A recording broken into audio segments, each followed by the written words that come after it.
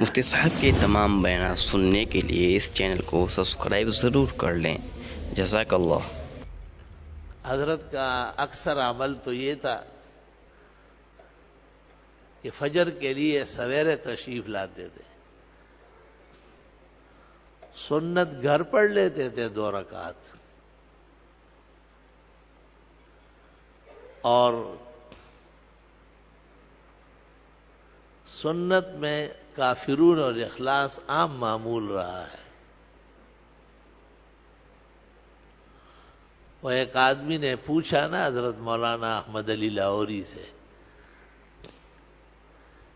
کہ میں نے مسجد کے امام سے پوچھا کہ میں فجر کی سنت میں کیا پڑھوں؟ اس نے کہا کافرون و اخلاص۔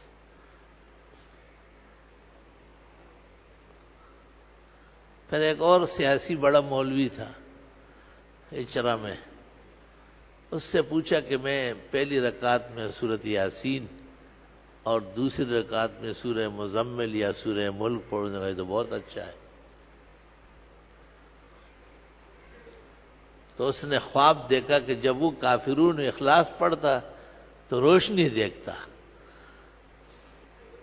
تو حضرت لاہوری کو خط لکھا، حضرت لاہوری نے جواب دیا کہ روشنی سنت سے ملتی، اور سنت قرات سنت فجر کی کافرون و اخلاص۔ اکثر 2 رکعت سنت میں حضرت سورہ کافرون و سورۃ اخلاص پڑھتے تھے۔ بعض ائمہ مغرب کی نماز میں پڑھتے تھے۔ میں نے ایک امام کو کہا، میں نے کہا کبھی بھی اپنے علم پر آپ نے غور و سوچ نہیں کیا؟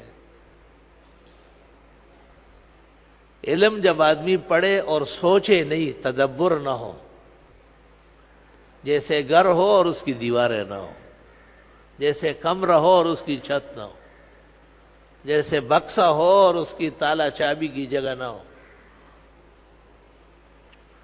علم تو فکر چاہتا ہے۔ اللہ قرآن میں کہتا ہے لعلکم تتفکرون، لیدبروا آیاتہ، آیات میں غور و فکر کرنا چاہیے۔ عالم غور و فکر کرے گا تو فکر صحیح ہوگی، جاہل فکر کرے گا تو اور ڈوبے گا، کیونکہ اس کے پہیے نہیں ہے، راستہ نہیں ہے، صلاحیت نہیں ہے۔